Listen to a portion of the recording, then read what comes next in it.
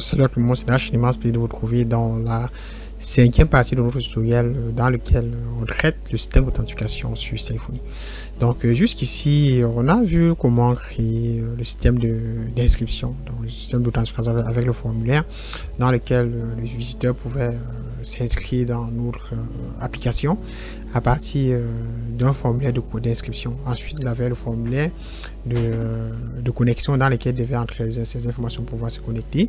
Dans la deuxième partie, on avait vu le système de mise à jour du compte, de mise à jour de son compte à partir de l'adresse email, donc de mise à jour du mot de passe autant pour moi. C'est-à-dire si l'utilisateur venait à oublier son mot de passe, pouvait le mettre à jour à partir du formulaire de mise à jour. Et on le faisait à partir de sa boîte email. Donc quand il clique sur le mot de passe oublié, on lui affiche un champ dans lequel il va devoir renseigner son adresse email qui est bien dans la base de données, qui est bien dans notre base de données. Et puis en cliquant dessus, un email de réinsertion lui a été envoyé dans lequel il réinitialiser son compte. Dans la troisième partie, on avait vu le système d'authentification. Dans la troisième partie, on avait vu le système, la gestion des rôles, comment on pouvait restreindre l'accès à un certain nombre de pages par un certain type d'utilisateur. Au niveau de la quatrième partie, on a vu l'authentification par JSON qui était très utilisée dans les cadres des API. Mais dans cette cinquième partie, on va aussi voir notre type d'authentification qui est possible sur Symfony, qui est l'authentification par URL. Donc, ce type d'authentification va permettre de créer une URL qu'on peut par exemple envoyer à quelqu'un sur ce lien pour être authentifié automatiquement dans notre application. Donc, et ce compte auquel il doit s'authentifier, il doit bien et bel exister dans notre base de données. Donc, c'est ce qu'on verra dans cette vidéo. Sans plus tarder, si vous n'avez pas vu la vidéo précédente, je vous conseille déjà de passer par cette vidéo parce que c'est vraiment important. Vous allez, tout au long de cela, vous allez comprendre intégralement le bundle security, donc qui permet de gérer tout ce qui est authentification sur Symfony. Sans plus tarder, on va lancer avec notre système d'authentification, notre système d'authentification par JSON. Donc on va le lancer. Et pour le faire, on va toujours se rendre au niveau de notre firewall, de notre pare-feu, au niveau de main. Au niveau de main, on va ajouter notre configuration. Donc cette configuration va permettre de supporter l'authentification par URL. Donc à cela, ce système d'authentification est appelé login. Login URL. Donc en entrant login URL, vous activez déjà ce système là. Login link autant pour moi, c'est pas login link autant pour moi. Donc en entrant ceci, vous activez déjà ce système d'authentification. Maintenant on va maintenant à cela, ça va prendre une propriété qui est checkroute. Donc qui est la route qui sera appelée. Donc il va permettre de gérer ce système là. Donc on va dire checkroute, et au niveau de checkroute, on va ajouter une route qu'on va créer par la suite. Donc ici par exemple, on va appeler cette route, par exemple, je sais pas, on va appeler cela login underscore check ou login URL. Donc libre à vous d'entrer ce que vous souhaitez. Donc là on va dans checkroute, on va entrer login check. Et puis maintenant, ce qu'on va maintenant faire, c'est que ce qu'on va faire, c'est qu'on va gérer cette fois-ci dans notre contrôleur login qu'on avait créé. Maintenant, on va engager avec la création de notre route login check qui va gérer ce système d'authentification par URL. Maintenant ici, au niveau du nom de la route, ne faites pas de grave, vous allez copier ce nom là et puis on va nommer notre route avec cela. Donc on peut par exemple dire app login. Bon, je sais pas, login underscore link. Ça va nous permettre de bien différencier. Le premier c'est API link qu'on a vu durant la vidéo précédente, mais ici on va appeler cela login slash link login check. On va appeler cela login check comme on l'a bien nommé à ce niveau-ci.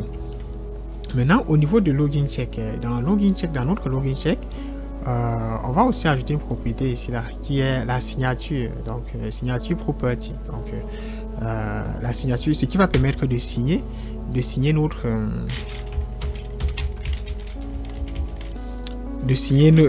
code, de pouvoir identifier l'utilisateur au niveau du lien. Donc on va passer l'identifiant de l'utilisateur dans le lien. Donc pour cela on a entre signature signature property. Au niveau de signature property, on va mettre les différentes valeurs qu'on peut ajouter dans l'URL. Donc, dans notre cas, on va mettre l'identifiant. L'identifiant sera suffisant dans notre cas. À ce niveau, on va enregistrer. Et puis, on va revenir à ce niveau-ci. Et puis, on va créer donc la fonction qui va gérer cela. Donc, ici, on va créer la route login check.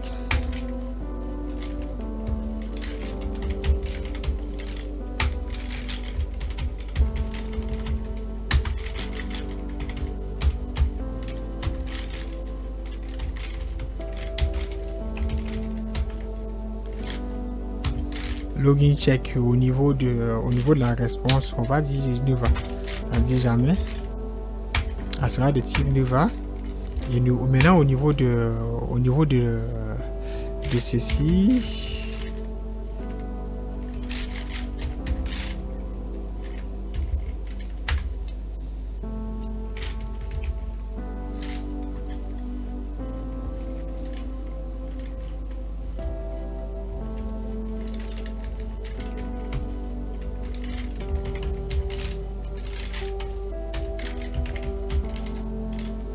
on va retourner un login exception, c'est-à-dire une erreur de ceci.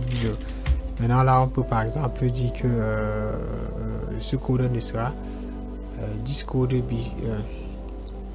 On va retourner à ce niveau-ci un login exception. Donc ici, ce code ne sera même pas appelé. Donc ici, on va mettre ceci. Ici, on peut laisser le corps à vide parce que ça ne sera pas même pas appelé. On dit voilà, la réponse ne sera pas exécutée. Donc là, on a fini avec la première configuration. Maintenant, ce qu'on va maintenant faire, c'est que on va créer une route qui va nous permettre de générer la route. Donc jusqu'ici, c'est déjà nickel. Donc on peut essayer de consulter cette route. On peut creuser de consulter cette route qui est liée à notre firewall, donc à notre site d'authentification qui est login link. Donc quand tout est bien, ça veut dire qu'on peut essayer de récupérer, on peut essayer de tester cette route là. On teste son noir.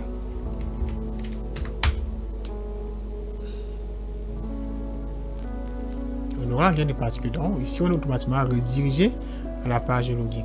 Maintenant ce qu'on va faire, c'est que on va revenir dans notre application. On va venir là dans login controller. On va créer la route qui va nous permettre de générer l'URL qui va nous permettre de pouvoir authentifier notre utilisateur. Maintenant, ce qu'on va faire, c'est qu'on va générer l'URL en fonction de l'utilisateur que vous avez. Vous pouvez générer en recherchant un utilisateur dans la base de données, dessus, mais nous, on va générer à partir de l'utilisateur qui est connecté. Donc supposons, tout en supposant déjà que on va supposer dans le cas où c'est un utilisateur qui souhaite permettre à un autre d'accéder à son compte à partir de lien. Donc il pourra donc générer ce lien à partir de son compte. Donc on va générer le lien qui va permettre de connecter l'utilisateur qui est connecté. Donc qui avait généré ce lien là. Donc je peux dire cela ici. Donc si je vais revenir là dans mon application. Maintenant ici je vais revenir là. On va créer une nouvelle route.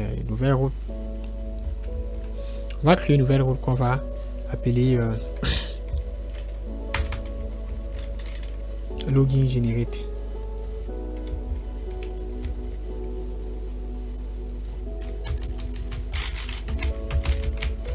Donc cette route login generate va permettre de login link. On va appeler ça login link. Générer. Donc ça va permettre de générer le lien qui va permettre de se connecter à partir je sais pas, d'un périphérique et tout le reste. Donc on va faire un public. Function generate URL. On va appeler cela generate URL. Sera voilà. J'espère que cette fonction n'existe pas parce que ça a été underscore generate URL. Et puis on va retourner sera de type response. dans le corps, on va voir comment on peut faire pour générer cette URL. Maintenant, au niveau de paramètres, on aura besoin de login link. Donc, qui est ce qu'on va intégrer. Donc, on va déjà commencer par intégrer le login link handler, handler interface. Donc, on va importer ceci, login link handler interface, et puis on va dire dollar, on va appeler cela $login link, $login link handler. Donc n'oubliez pas de l'importer si vous n'avez pas fait. Donc vous allez importer cela depuis Symfony Component Security HTTP login link login ceci. Donc c'est intégré dans Symfony, dans Security, comme je l'avais dit. Maintenant ici c'est bon, on a intégré le composant nécessaire pour pouvoir générer notre URL.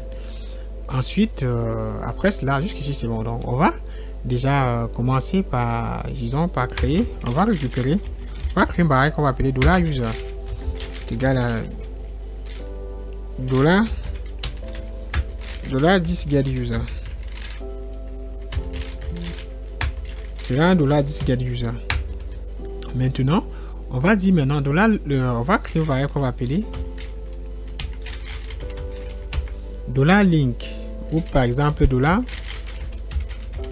$login link. On va appeler ça $detail.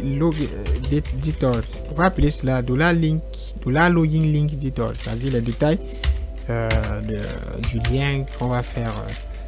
$link handler. On va faire $link handler. On va accepter à ça un créer. On va créer un create login link. C'est ça qui va créer notre link. Et à l'intérieur, on va créer pour quel utilisateur? Pour $user, c'est-à-dire qui est connecté. Donc on va créer cela pour $user, c'est-à-dire si vous voulez créer à partir d'un utilisateur particulier, vous pouvez récupérer cet utilisateur dans la base de données et puis vous l'affecter directement dans login. Donc $login link handler create login form. Donc ici vous allez entrer l'utilisateur. Donc ici on va tout simplement récupérer l'utilisateur qui est connecté. Je crois que j'ai mis $user est égal à $10 get user. Donc juste ici c'est bon. Maintenant ici on va dire on va créer notre variable qu'on va appeler $login. On va appeler cela $login link qui est notre lien. $login link est égal à $login detail qui est de taille get. On va faire un get URL. On va retourner $get URL. On peut aussi retourner la date d'expiration ou le timestamp d'expiration que vous avez vu à partir de $login link get expression date. Donc comme vous avez vu, ça s'est affiché là. Donc ici on a $login link. Ici on a déjà pu récupérer ce lien là. Donc on peut déjà faire un die dump. On peut faire un die dump de $login link pour pouvoir afficher ce lien là, ce lien avec lequel notre utilisateur pourra se connecter. Donc jusqu'ici c'est déjà bon. Je peux maintenant me rendre au niveau de maintenant je peux essayer de me rendre. J'espère déjà que je suis connecté parce que pour ça fonctionne, ça doit être connecté. Je dois me rendre à ce niveau. J'ai un utilisateur qui est bien connecté et ensuite je vais consulter la route qui permet de générer un lien qui va permettre à ce que quelqu'un puisse se connecter en tant qu'utilisateur connecté actuellement. Donc si je viens là maintenant et que je relance ceci et que je valide, ça doit en principe faire un die dump, ça doit retourner un lien. Donc on a ce lien là que j'ai bien retourné. Donc dans mon cas, je fais juste un die dump. Vous pouvez le faire et puis l'envoyer par email, libre à vous de choisir comment gérer cela, mais le plus important dans cette vidéo c'est de montrer comment vous pouvez générer ces liens là. Donc pour générer, on passe l'utilisateur en paramètre. Donc cet utilisateur doit être en base de données. Vous pouvez faire un find, passer l'identifiant utilisateur pour pouvoir récupérer l'utilisateur en question de la base de données et pouvoir générer. Et je rappelle que cet utilisateur que vous générez, que vous passez à ce niveau, c'est l'utilisateur à qui on va se connecter à son compte en passant par le lien. Donc si vous générez le lien à partir de l'utilisateur X, ça veut dire que en cliquant sur le lien, on va se connecter sur le compte de X, de cet utilisateur X là. Donc on a notre lien qui a été généré. Maintenant ce qu'on va faire, c'est que on peut déjà tester, notre lien pour voir sa fonction. Donc on va récupérer toute la chaîne, on va récupérer tout ceci. Et puis on va essayer de se connecter à travers un onglet privé. Donc, et pour ne pas avoir la session, je dois aller dans nouvelle New Ignition Window. Maintenant, puis je dois relancer le lien. Je supprime le petit point de la fin, c'est underscore quoi que ce soit, puis je relance. Là, on dit que le lien est invalide ou a expiré. Attendez, je vais de nouveau essayer. Je relance de nouveau. Ici, aussi, maintenant, ça fonctionne. Maintenant, c'est constaté que ici, maintenant, on a pu connecter l'utilisateur. Donc, voilà. Donc, vous pouvez. On a notre utilisateur qui s'est bien authentifié. Donc, on a l'utilisateur connecté parce que on a pu connecter l'utilisateur. Je rappelle que c'est lié au tweak. Donc, ça ici, après la connexion, on redirigeait l'utilisateur au niveau de la page d'accueil. Donc, rappelez-vous bien ce qu'on avait fait durant, je crois, c'était la première vidéo quand on se rend dans, je crois, dans SRC, on a Security. Dans Security, on avait ceci, c'est-à-dire en cas d'authentification avec succès, on redirigeait l'utilisateur vers la page d'accueil. Donc, sur cette page d'accueil qui était dans Home Page. Et dans Home Page, qui est actuellement dans Home Page, et dans des. Et là donc, on faisait juste quelques petits trucs là-dedans. Là, jusqu'ici là, c'est déjà très bon. C'est déjà, c'est bon. Ici maintenant, c'est bien. J'espère que voilà que cette vidéo vous a aidé. Donc ici, je reviens là. Vous êtes connecté en tant que user. Si je viens modifier.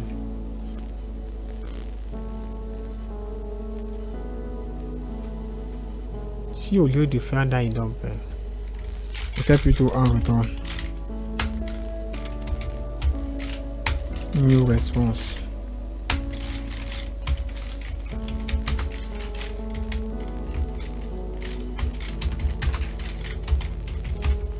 Vous êtes connecté et que j'enregistre et puis je reviens là au Aura. Vous allez constater juste en bas de notre profiler. Ici c'est bon. Maintenant, comme j'ai pas de truc, j'ai pas la structure normale du HTML, je n'aurai pas de profiler. Mais déjà on peut tester à partir de notre page d'accueil. Donc on a ceci. On a notre utilisateur qui s'est bien authentifié. Donc à partir du lien. Donc voilà, on a un système qui fonctionne très bien. Maintenant, voilà, donc on a pu générer le lien qui permettait d'authentifier nos utilisateurs. Et pour le faire, on a quelques petites configurations à faire. Donc premièrement, ce qu'on fait, c'est que on configure, on essaie de configurer à partir du firewall. Donc on essaie de configurer ce type de système. Et pour la configuration, on passe par login link. Ensuite, on met dans check dans la route que ça va checker automatiquement. Ensuite, on a la signature qui est en fait des éléments qui sont envoyés. Et maintenant là, on avait ici, on a, là, au niveau de notre chaîne, notre lien d'authentification, on a l'adresse email de l'utilisateur, on a le timestamp d'expiration qui est à ce niveau-ci. Donc après ce timestamp, l'utilisateur ne pourra plus ne pourra plus exploiter ce lien pour se connecter. Donc et ensuite on a la chaîne du hash qui est associée à cela. Donc tout cela va permettre de pouvoir authentifier. Tout ça est géré par Symfony.